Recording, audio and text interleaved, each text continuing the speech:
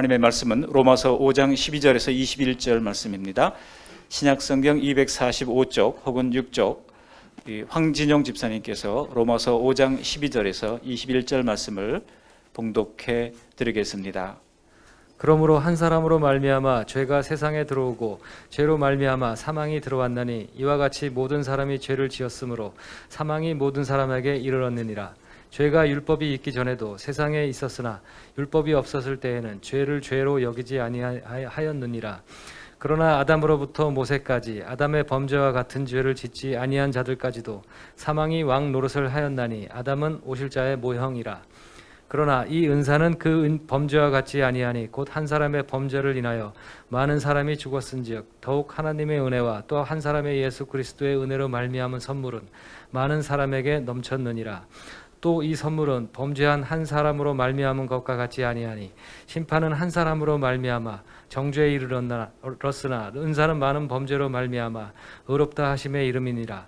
한 사람의 범죄로 말미암아 사망이 그 한 사람을 통하여 왕노릇을 하였은즉 더욱 은혜와 의의 선물을 넘치게 받은 자들은 한 분 예수 그리스도를 통하여 생명 안에서 왕노릇을 하리로다. 그런즉 한 범죄로 많은 사람이 정죄에 이른 것 같이 한 의로운 행위로 말미암아 많은 사람이 의롭다 하심을 받아 생명에 이르렀느니라.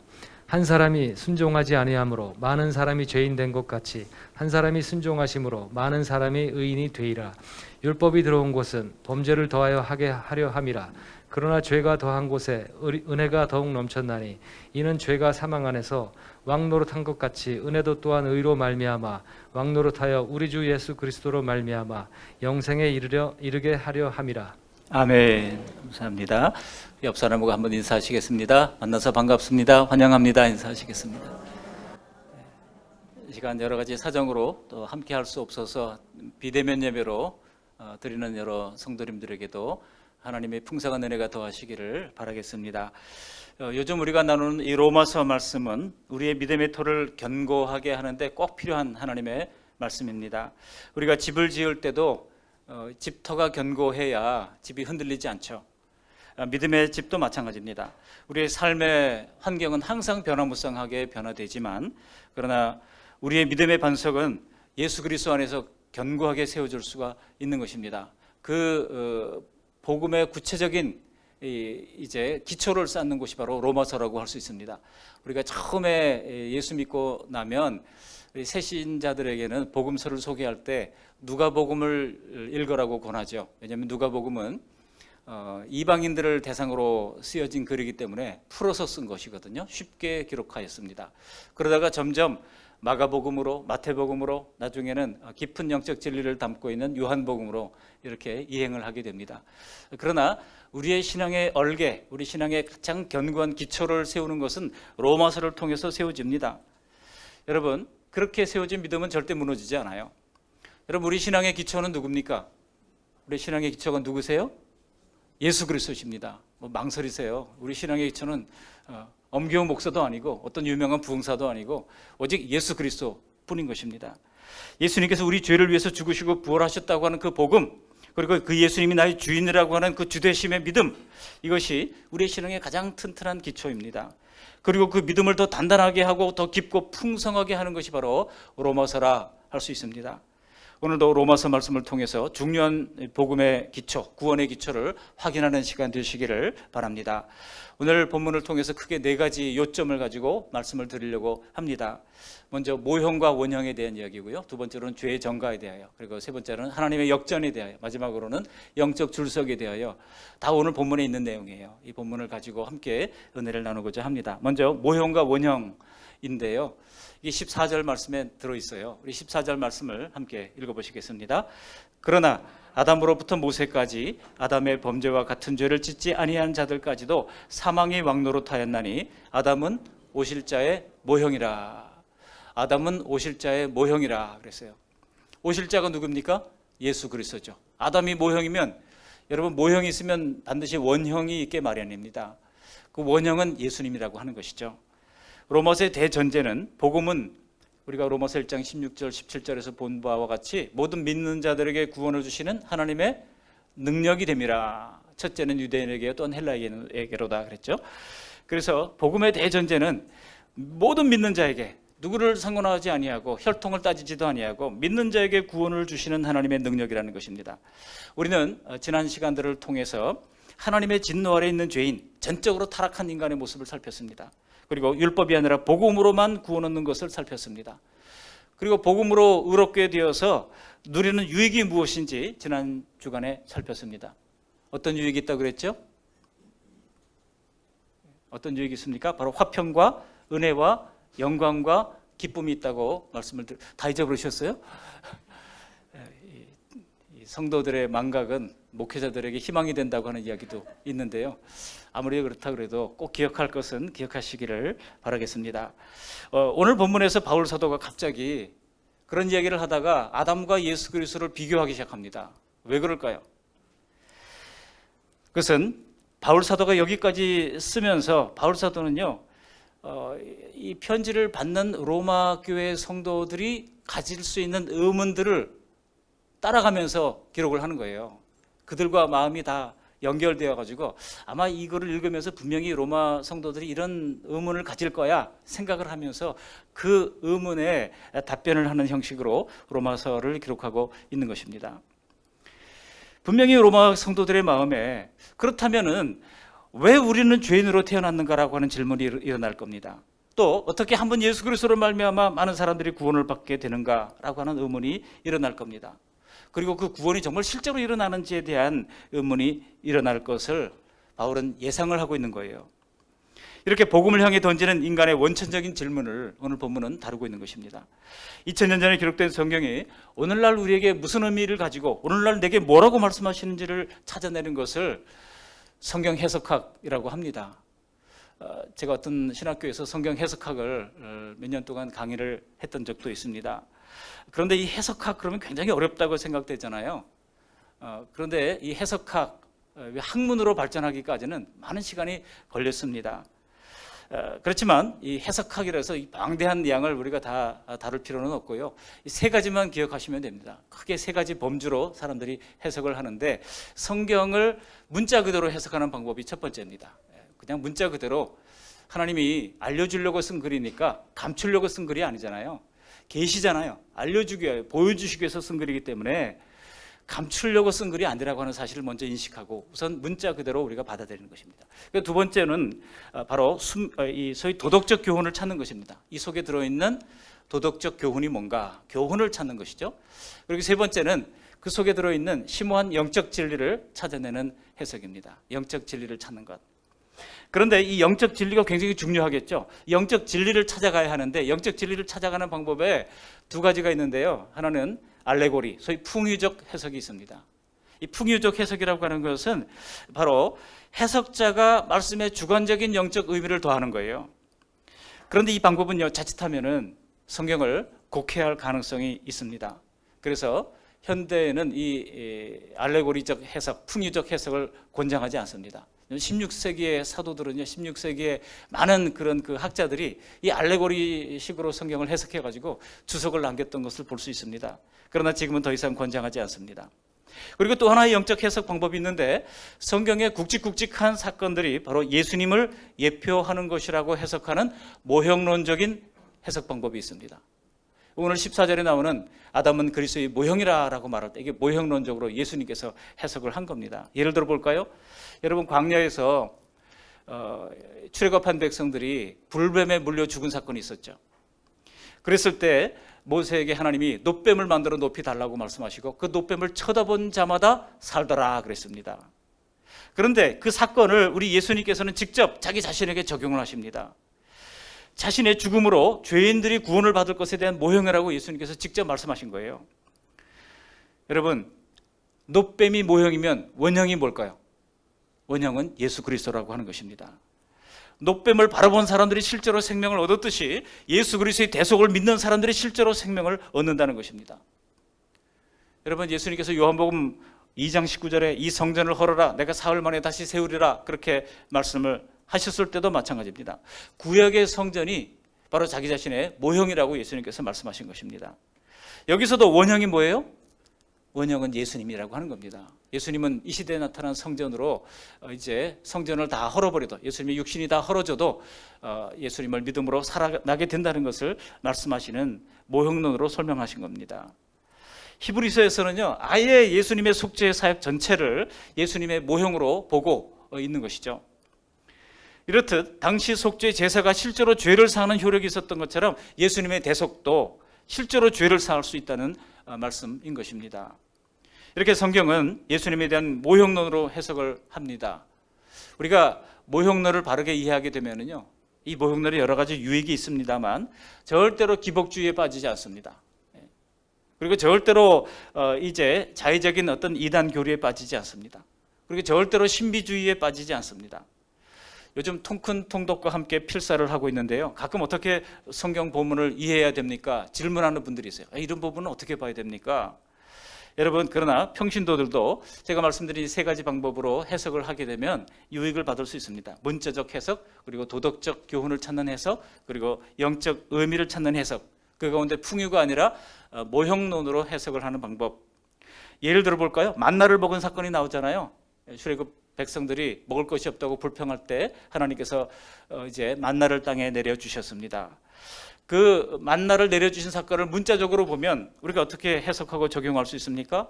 광야에서 생존할 수 있도록 먹을 것을 내려주신 것 아니겠습니까? 그러므로 문자 그대로 하나님의 전능하심과 하나님의 돌보심으로 적용할 수 있습니다.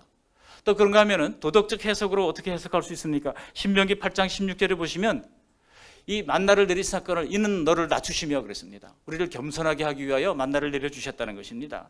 그러니까 내 방법으로, 내 노력으로, 내 힘으로 살아갈 수 있는 것이 아니라 오직 하나님께서 주시는 방법으로 살아가라고 하는 것이니 겸손의 훈련을 받아야 한다, 이렇게 해석할 수 있는 것이죠.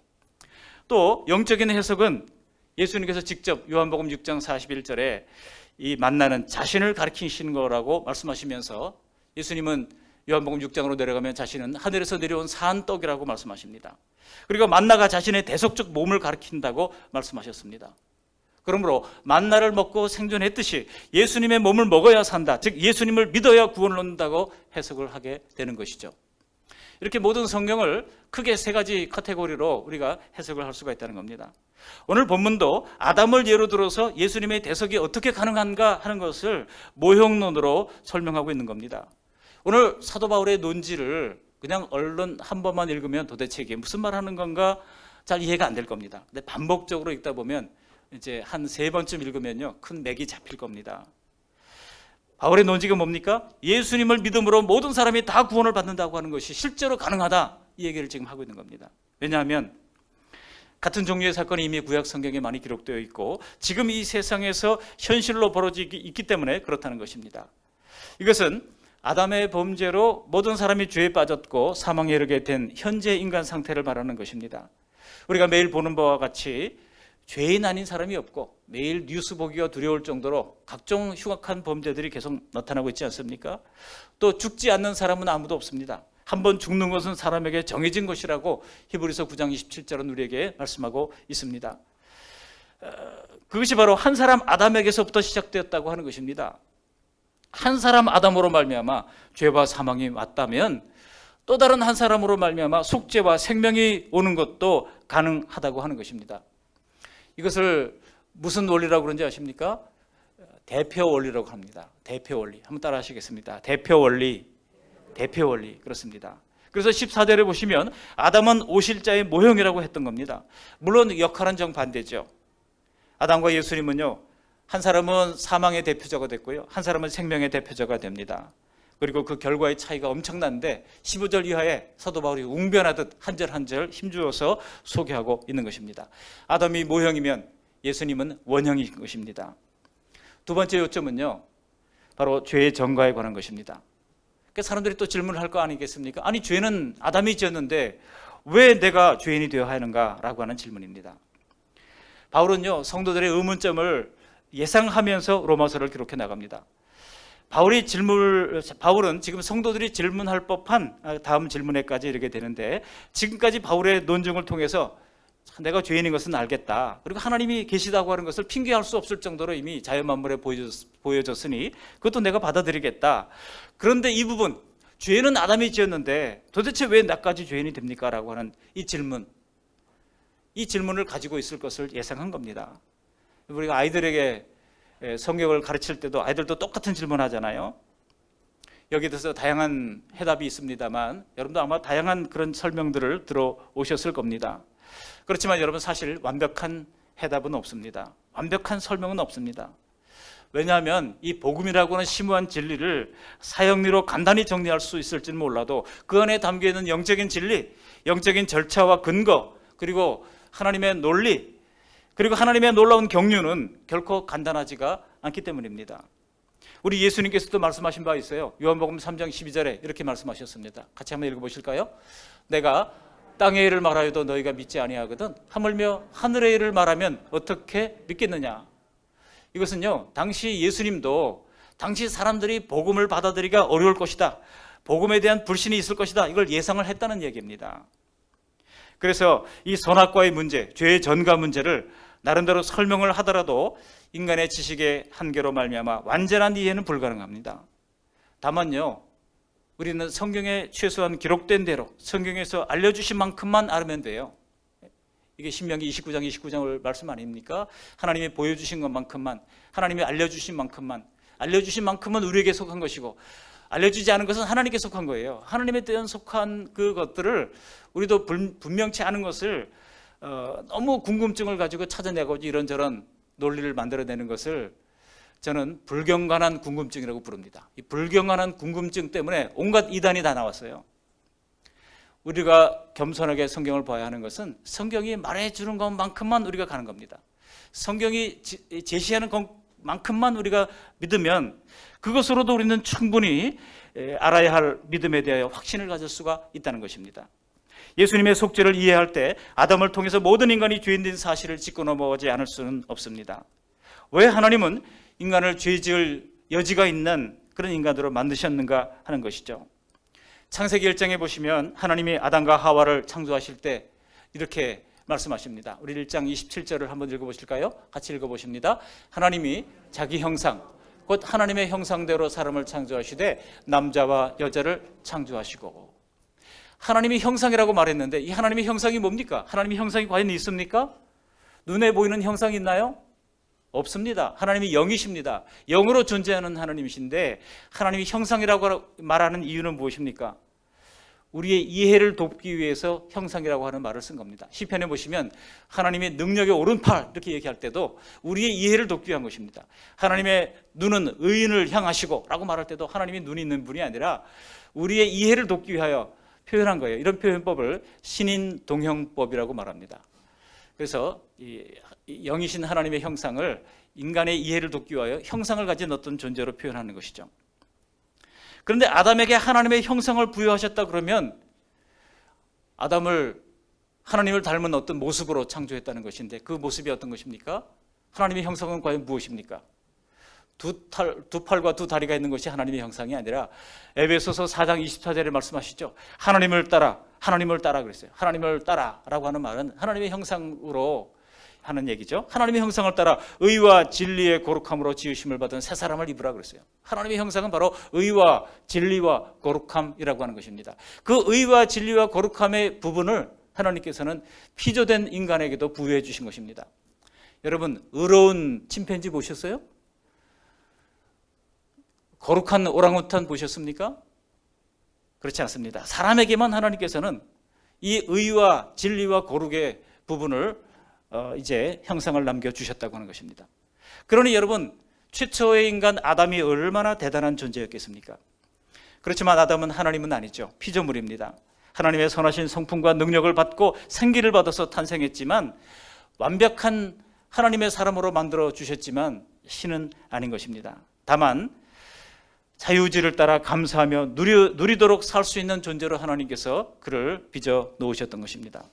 그런데 자유의지를 그에게 불어넣어 주셨다는 것 때문에 아담은 처음부터 불순종의 가능성이 에덴 동산에 존재했다는 것입니다. 그 순종과 불순종의 여부를 판별하는 시금석이 있습니다. 그것이 바로 에덴에 있는 뭐예요? 선악을 알게 하는 나무예요. 선악을 알게 하는 나무. 신천지 사람들하고 대화를 하다 보면 마치 에덴 동산에 선악과밖에 없는 것처럼 생각합니다만 그렇지 않죠. 에덴 동산에는 여러 종류의 나무들이 있습니다. 먼저 생명나무가 있죠. 선악을 알게 하는 나무도 있죠. 그리고 눈에 보기에 좋은 나무들, 그러니까 이제 관상수들이 있습니다. 그런가 하면 열매 맺는 각종 열매를 맺는 나무들, 그래서 유실수들이 있습니다. 그러니까 에덴 동산은요 많은 열매들이 있는 나무들로 가득한 곳이었어요. 그런데 그곳에서 감사하며 누려야 할 존재로 하나님께서 지었다고 하는 것입니다. 단 하나 선악을 알게 하는 나무의 열매를 따먹지 말라고 했습니다. 모든 것이 허용됐어요. 그러나 단 하나 피해야 할 것이 바로 선악과라고 하는 것입니다. 하나님이 열매를 금지함으로써 창조주께 순종해야 할 피조물에 마땅한 주의를 지키게 하셨던 것입니다. 즉 하나님의 명령대로 선악과를 먹지 않을 때는 하나님과 영원히 함께하는 복을 허락해 주십니다. 그러나 반대로 불순종하여 따먹는 날에는 영원히 하나님께로부터 떨어지는 사망의 벌을 받기로 언약을 하신 것입니다. 사람들은 하나님이 왜 죄를 지을 수 있도록 우리에게 자유의지를 주셨냐? 이런 질문을 하는 사람도 있잖아요. 그런데 여러분, 하나님은 우리를 결코 기계로 만들지 않았습니다. 배터리만 넣고 스위치 온 하면 하나님 감사해요, 하나님 감사해요 계속 그렇게 이야기하는 그런 기계로 만들지 않았다는 겁니다. 여러분, 그런 기계 소리가 감사하다고 얘기할 때 그 소리를 들은 하나님이 기뻐하시겠습니까? 아니에요. 자유의지를 가지고 자유의지를 통해서 스스로 하나님을 경배하고 찬양할 때 하나님이 기뻐하시지 기계로 만들지 않았다고 하는 것입니다. 인간의 자유의지는 하나님께 순종하는 쪽으로 사용될 때 선한 것입니다. 그 금단의 선을 넘을 때 들어온 것이 바로 죄예요. 이전까지 죄는 실체가 없었지만 불순종한 즉시 이 죄라고 하는 엄청난 괴물이 들어온 겁니다. 그러므로 하나님과 언약을 어기고 불순종한 아담은 죽음의 형벌을 받게 된 것입니다. 이것은 하나님과 결별 수준의 영원한 영적 사망을 암시하는 전조 증상을 가져왔어요. 그게 뭡니까? 바로 사망이 왔다는 겁니다. 우리 12절 말씀 함께 읽어보시겠습니다. 12절. 그러므로 한 사람으로 말미암아 죄가 세상에 들어오고 죄로 말미암아 사망이 들어왔나니 이와 같이 모든 사람이 죄를 지었으므로 사망이 모든 사람에게 이르렀느니라 그랬어요. 죄의 삭은 사망이요 그랬습니다. 죄의 삭은 사망입니다. 죄의 결과는 육체적 죽음과 더불어서 영적 죽음과 나중에 영원한 죽음까지 이어지는 이 삼중적 죽음으로 이어지게 된 겁니다. 근데 그렇다면 또 다른 질문이 나오죠. 아니, 아담이 죄 지은 건 알겠습니다. 그래서 이 사망이 온 것은 알겠습니다. 그런데 왜 그 죄가 후손들에게까지 대물림되는 겁니까? 라고 하는 질문을 하게 되죠. 아담이 순종하면 우리가 다 순종하는 것이고 아담이 범죄하면 우리가 다 범죄자가 왜 그렇게 될 수가 있느냐라고 사람들이 얘기하는 겁니다. 여러분, 이것을 해결할 수 있는 방법은 바로 대표 원리라고 말씀드렸습니다. 하나님이 아담과 언약을 맺었지만 실은 아담 한 사람과 언약을 맺은 게 아니에요. 장차 아담의 허리에서 나올 모든 인류와 이제 언약을 맺은 것입니다. 여러분, 이런 대표 원리는요, 국가 간의 조약을 해도 그냥 그대로 적용되잖아요. 영적인 원리가 아니라 세상 속에서도 그대로 적용이 됩니다. 그러니까 외교관이 어떤 나라와 어떤 조약을 맺을 때 국민을 대표해서 그 외교관이 국가를 대표해 가지고 조약을 맺었기 때문에 그 조약의 지배를 그 모든 국민이 다 받게 되는 것과 마찬가지입니다. 그러나 만일 언약의 대표성이 없다고 하면 어떻게 될까요? 하나님이 만약 대표자로서의 아담이 아니라 그냥 아담 한 사람과 개인과 언약을 맺었다면 그 뒤로 오는 모든 사람과 일일이 다 하나님께서 각각 언약을 다시 맺어야 되잖아요. 그럴 수는 없는 것이죠. 그러므로 하나님은 아담 한 사람과 계약하신 것이 아닙니다. 아담을 대표로 해서 그의 허리에서 나온 모든 인류와 계약을 하신 것입니다. 그래서 아담이 하나님께 순종하면 후손들과 더불어 하나님의 복을 누리게 되는 것이고, 아담이 불순종하면 후손들도 아담과 더불어 그 불순종의 형벌을 받게 된다고 하는 것입니다. 그 계약을 한 거예요. 아담도 처음부터 그것을 알고 있었습니다. 혹시 그래도 억울한 느낌이 드시나요? 여러분, 12절 말씀을 다시 한번 읽어보시겠습니다. 읽었지만 다시 한번 12절 말씀을 읽어보실까요? 그러므로 한 사람으로 말미암아 죄가 세상에 들어오고 죄로 말미암아 사망이 들어왔나니 이와 같이 모든 사람이 죄를 지었으므로 사망이 모든 사람에게 이르렀느니라. 제가 한 주간 동안 이 12절 말씀을 묵상하고 곱씹다가 놀라운 걸 발견했어요. 여기 12절에서 아담으로 말미암아라고 하지 않고 한 사람으로 말미암아라고 썼다는 겁니다. 참 사도 바울이 지혜로운 사람 같아요. 왜 한 사람으로 말미암아 세상에 죄가 들어왔다고 말하고 있습니까?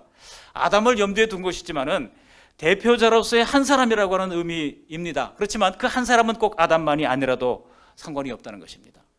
달리 말하면 하나님이 아담이 아니라 나하고 언약을 했더라도 나도 역시 불순종했을 거라고 하는 이야기입니다.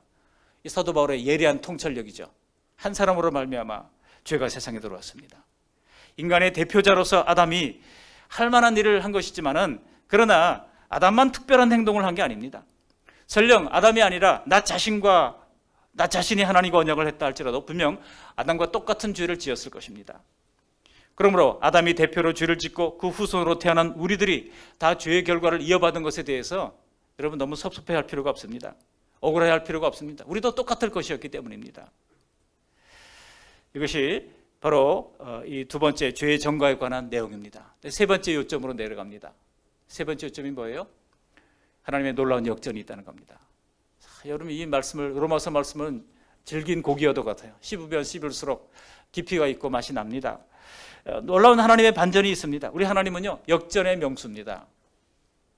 아담 한 사람으로 말미암아 모든 사람이 죄인이 되고 영적 사망과 육체의 죽음에 빠진 것이 나중에는요, 더 나은 결과를 가져왔다는 것입니다. 더 나은 결과.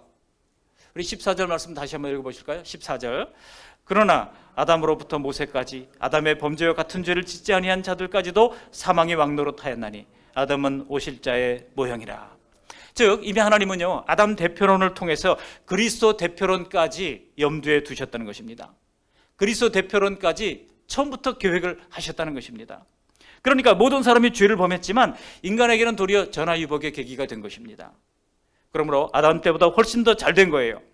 예수님의 순종의 대속을 통하여 하나님의 공의가 충족이 되었고, 이 사실을 믿는 모든 사람들이라고 그랬어요. 믿는 모든 사람들이 이제는 사망에서 완전한 생명으로 갈아타게 되었기 때문입니다. 이것은 단지 범죄 이전의 아담의 수준으로 되돌리는 것이 아닙니다. 그보다 더 높은 수준으로 올라가요.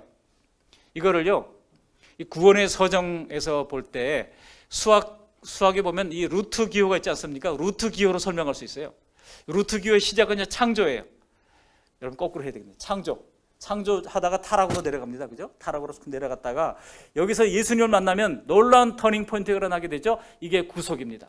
구속하면 이제 이게 올라가게 되는데 이 성화의 단계까지 올라가는 거예요. 그리고 영화에까지 이르게 됩니다.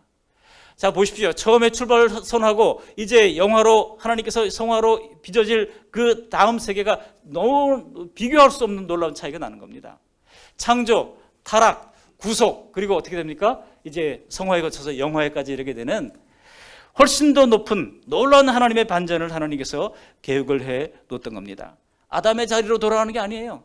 그냥 이렇게 돌아가는 게 아니에요. 이렇게 왔다가 더 높이 올라가서 예수 그리스도 더불어 왕노릇하는 단계까지. 여러분, 에덴에서는 왕노릇했습니까? 아니에요. 에덴에서는요, 그냥 하나님이 부여하신 그 법 아래에서 그냥 순종하며 지키면 복을 받게 되는 그 정도였지 왕노릇이 아닙니다. 그러나 이제는 그리스도 안에서 우리는 왕노릇하는 단계까지 올라가게 되는 놀라운 이 복음의 반전을 허락해 주셨다는 것입니다. 그래서 바울 사도는 그 차이를 15절부터 마지막 절까지 소리 높여서 외치는 겁니다. 그 은사와 선물이 얼마나 대단한지 제발 좀 알라는 얘기예요. 먼저 한번 15절 말씀 읽어보십니다. 15절입니다. 그러나 이 은사는 그 범죄와 같지 아니하니 곧 한 사람의 범죄를 인하여 많은 사람이 죽었은즉 더욱 하나님의 은혜와 또한 한 사람 예수 그리스도의 은혜로 말미암은 선물은 많은 사람에게 넘쳤느니라 그랬어요. 많은 사람에게, 한 사람이 아니라 수많은 사람들에게 넘치는 은혜와 복으로 다가왔다는 것입니다. 예수 그리스도의 은혜로 말미암은 구원의 선물이 이렇게 넘치게 되었으니 얼마나 값지고 복된 것인가 하는 것입니다. 하나님의 놀라운 역전입니다. 또 16절 말씀 읽어보실까요? 16절.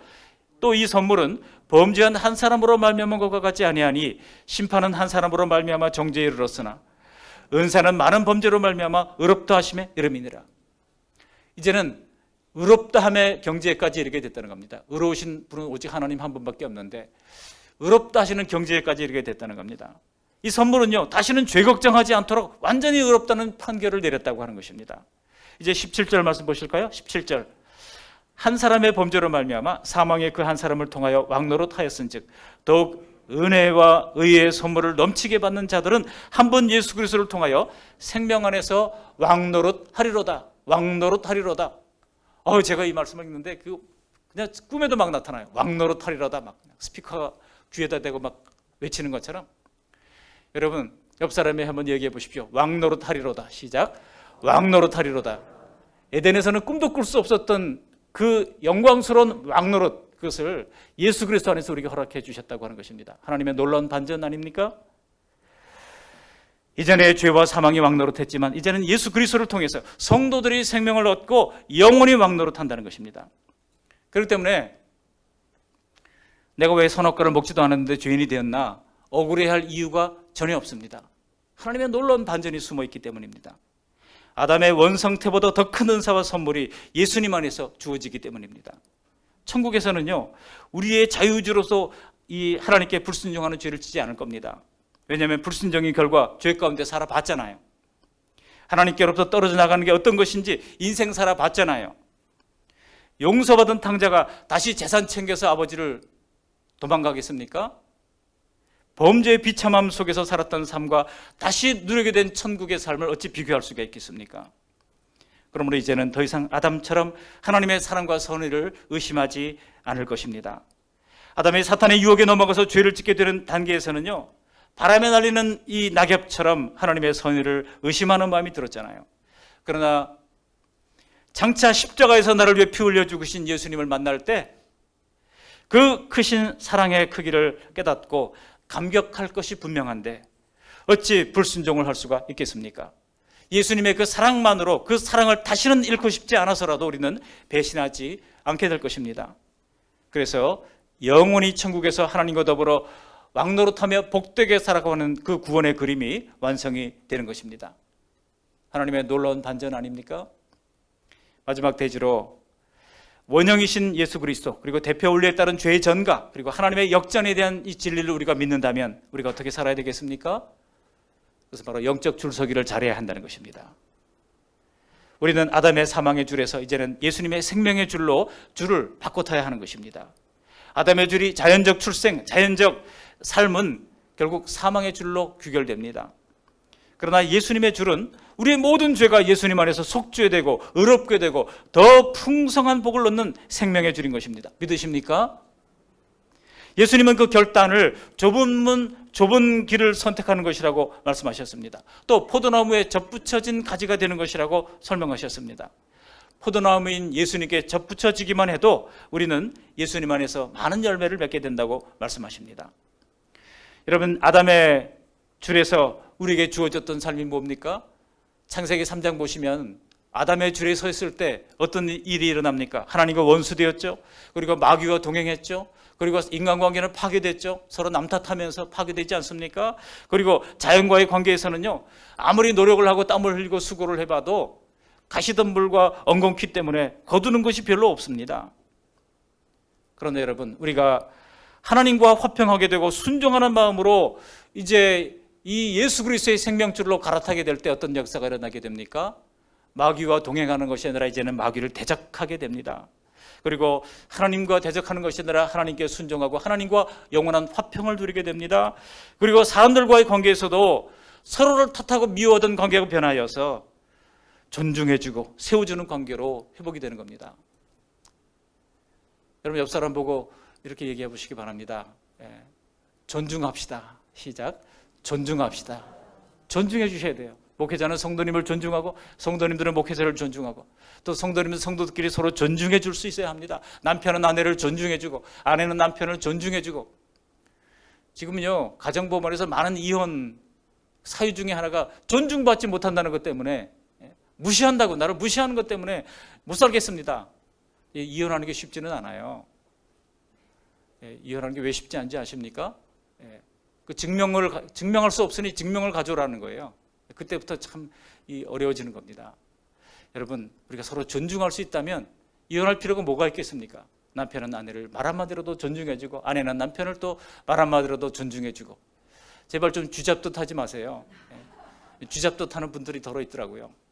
존중하는 게 아니거든요. 서로 존중히 여겨주면서, 그러나 그 중에서도 언중유걸이라고 지혜롭게 뼈있는 말들을 해가면서 또 뭐 상처받았다 그러면 즉각 또 회개하고 그러면서 같이 나가는 것이지, 부부 사이에서도요, 이런 존중하는 관계가 예수님 안에서 이어지게 되는 것입니다. 뿐만 아니라 환경에서 대해서 어떻게 됩니까? 환경도 더 이상 저주받는 환경이 아니라 그리스도 안에서 풍성히 열매 맺는 환경이 되는 것입니다. 예수 그리스도의 복음을 믿고 그로 말미암아 이제는 그 모든 것이 되돌려지게 되는 것입니다. 예수님의 생명이 이미 우리 안에 있기에 영적 사망과 영원한 심판은 완전히 물 건너 간 것입니다. 아담의 후회로 말미암아 저주받았던 그 모든 것이 이제 끝장난 것입니다. 우리가 잘 인식하지 못하는 사이에 이미 많은 부분 그렇게 되어가고 있습니다.